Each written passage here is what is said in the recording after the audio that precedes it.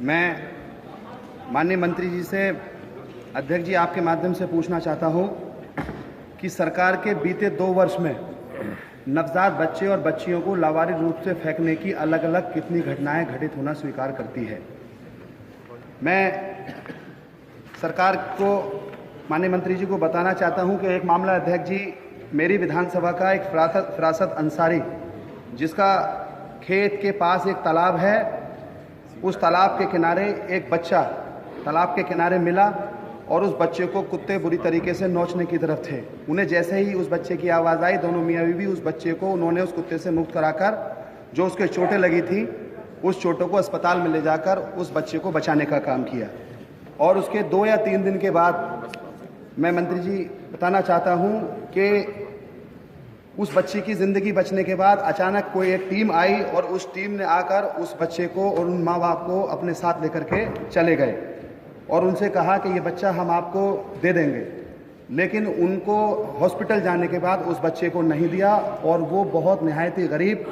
और बहुत ही गमगीन परिवार, क्योंकि उनके 3 बच्चियां थीं और कुदरत ने उनको वो बच्चा दिया और उन्होंने ही उस बच्चे की जान बचाई।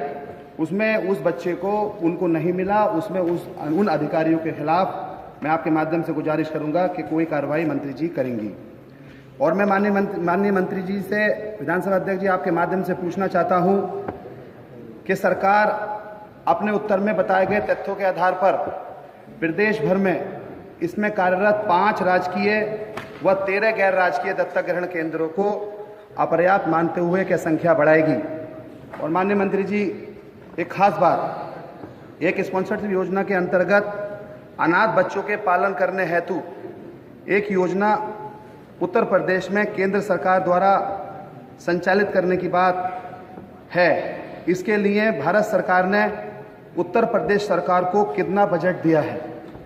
और क्योंकि इस योजना के अंतर्गत लाभान्वित हुए बच्चों की संख्या कितनी है,